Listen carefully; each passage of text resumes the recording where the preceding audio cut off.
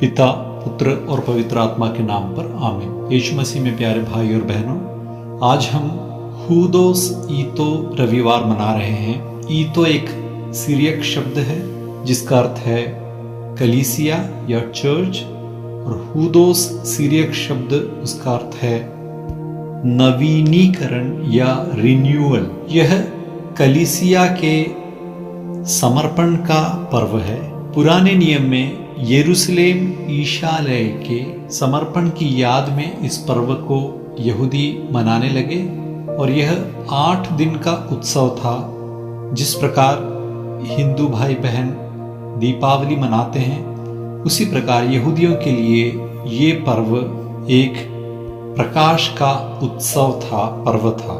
यरूशलेम का ईश आलय सोलोमन राजा के द्वारा बनाया गया था, और सोलोमन न केवल राजा थे, वे ही पुरोहित थे, और उन्होंने ही यरूशलेम ईशालय को प्रभु के हाथों समर्पित करते हुए उसकी प्रतिष्ठा की थी।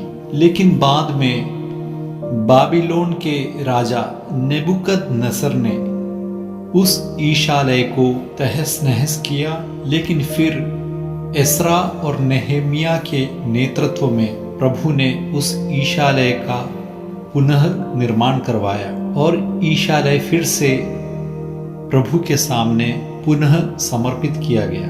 उसके बाद 170 बीसी में सीरिया का राजा एंटियोकस ने फिर से यरूशलेम ईशालय में तबाही मचाई और उस मंदिर की संपत्ति को लूट लिया। लेकिन 164 बीसी में यूडस मखेबेउस के नेतृत्व में यरूशलेम ईशालय का फिर से उद्धार हुआ, और इसे प्रभु के सामने फिर से समर्पित करते हुए इसकी प्रतिष्ठा की गई। मक्काबियों के दूसरे ग्रंथ के 10वें अध्याय में हम ये देखते हैं कि किस प्रकार यरूशलेम ईशालय का शुद्धिकरण होता है, और इस खुशी में 8 दिन का उत्सव मनाया जाता है, जहाँ पर हर जगह प्रकाश ही प्रकाश होता है। और आज यूहन्ना के सुसमाचार दूसरे अध्याय के 13 से लेकर इस वचन में हमने ये देखा कि ईसा मसीह यहूदियों के पास्का पर्व निकट आने पर यरूशलेम आते हैं, और वहाँ पर ईश्वर के आलय में बैल, भेड़े और कबूतर बेचने वालों को उनकी मेजों के सामने बैठे हुए लोगों को देखते हैं, और रस्सियों का कोड़ा बनाकर भेड़ों और बैलों सहित सबको ईश्वर के आलय से बाहर निकालते हैं। सराफों के सिक्के को छितरते हैं, उनकी मेजों को पलटते हैं, और कबूतर बेचने वालों से कहते हैं कि ये सब यहाँ से हटा ले जाओ, मेरे पिता के घर को बाजार मत बनाओ। यिर्मयाह के ग्रंथ के 7वें अध्याय के 11वें वाक्य को प्रभु ईसा मसीह यहाँ पर दोहरा रहे हैं। क्या तुम लोग इस मंदिर को जो मेरे नाम से प्रसिद्ध है लुटेरों का अड्डा समझते हो? तो प्रभु ईसा मसीह आज ईश्वर के आलय को पवित्र करते हैं, और लोगों को ये समझाते हैं कि ईश्वर के आलय को कभी भी बाजार नहीं समझना और लुटेरों का अड्डा नहीं बनाना। ऐसा कहने का कारण ये था कि साल में एक बार पास्का पर्व के अवसर पर यरूशलेम के आलय में बहुत बलि चढ़ाइयाँ जाती थी, और दूर दूर से लोग भेड़ बकरे को लेकर आते थे। लेकिन उन्हें परखने वाले लेवी और पुरोहित कुछ न कुछ खोट उसमें ढूंढ लेते थे, और लोगों को मजबूरी में ईश्वर के आलय के प्रांगण में जो भेड़ बकरी हैं उन्हें खरीदनी पड़ती थी, और वहाँ पर किसी और भी जगह के सिक्के ईश्वर के आलय में नहीं लाया जा सकता था।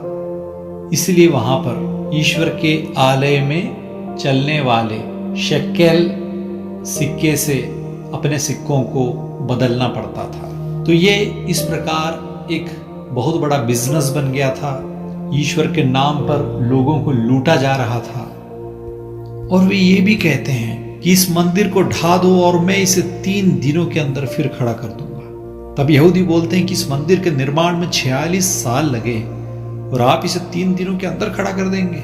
ईसा मसीह ये समझाना चाह रहे थे कि अब यरूशलेम के ईशालय की जरूरत नहीं है, उसका समय पूरा हो चुका है। अब उस आलय की जगह मैं खुद ईश्वर का आलय हूं, मैं स्वयं ईश्वर हूं, मैं तुम्हारे बीच हूं। अब यरूशलेम के ईशालय की जरूरत नहीं है। और ऐसा ही हुआ 70 AD में यरूशलेम के ईशालय को रोमियों ने तबाह कर दिया, तहस नहस कर दिया। उसके दीवार के कुछ हिस्से अब बाकी हैं। बाद में बाकी जगह अन्य धर्म के लोगों ने अपने कब्जे में ले लिया। अब पूरा ध्यान ईसा मसीह पर केंद्रित करने का समय है। वे पिता ईश्वर के इकलौते पुत्र हैं और पवित्र आत्मा से परिपूर्ण हैं। जो उन्हें देखता है वह पिता ईश्वर को देखता है। कलीसिया उनका ही शरीर है और वे कलीसिया के शीर्ष हैं। और संत पौलुस कुरिन्थियों के नाम पहले पत्र के 3 अध्याय के 16वें और 17वें वाक्य में कहते हैं कि आप यह नहीं जानते कि आप ईश्वर के मंदिर हैं और ईश्वर का आत्मा आप में निवास करता है। यदि कोई ईश्वर का मंदिर नष्ट करेगा तो ईश्वर उसे नष्ट करेगा, क्योंकि ईश्वर का मंदिर पवित्र है और वह मंदिर आप लोग हैं। तो बपतिस्मा के अवसर पर हम पवित्र आत्मा को स्वीकार करते हैं और हम स्वयं ईश्वर के आलय में तब्दील हो जाते हैं। तो हमारा शरीर, हमारा अंतःकरण, हमारा मन, यह ईश्वर का आलय है। उसमें पिता, पुत्र और पवित्र आत्मा त्रिएक ईश्वर आ बसते हैं। इसलिए हमें अपने शरीर को, मन को, दिल को, आत्मा को हमेशा पवित्र रखना है। और हम जहां जहां जाते हैं उस जगह को हमें अपने सानिध्य से पवित्र करना है। हमें ऐसा एहसास होना चाहिए कि हमें देखने वाले हम में ईश्वर को देख सके, पहचान सके। यही सब याद दिलाने के लिए मलंगरा सीरियन कैथोलिक चर्च में आज हम हूदोस ईतो रविवार मना रहे हैं। कलीसिया के शुद्धिकरण का, कलीसिया के नवीनीकरण का पर्व है ये। हम ये ध्यान दें कि हमारी कलीसिया में भी हम अपने चर्च को क्रय विक्रय का केंद्र न बनने दें। यहाँ पर अमीर गरीब के बीच में भेदभाव ना रखें। यहाँ पर किसी का भी चूषण ना हो, किसी के भी साथ अन्याय ना हो, पैसे का बोलबाला ना हो। यहाँ पर सबका ध्यान आराधना में और एक साथ मिलकर, एक समूह बनकर, प्यार और भाईचारे के साथ ईश्वर की संतान एक दूसरे के भाई बहन बनकर जिए। हर रविवार को हम जब पवित्र कुर्बाना के लिए आए तो ईश्वर की शांति स्वीकार करें और उस शांति के साथ घर जाएं। अशांति का माहौल कभी ना हो हमारे चर्च में, इस बात पर हम ध्यान दें। क्योंकि हम सब ईश्वर के आलय हैं, तो हमारा परिवार भी चैन सुख से रहे, ईश्वर की शांति के साथ रहे, प्यार से रहे। और यह प्यार और शांति और अमन हम हमसे मिलने वाले दूसरों को भी प्रदान कर सके।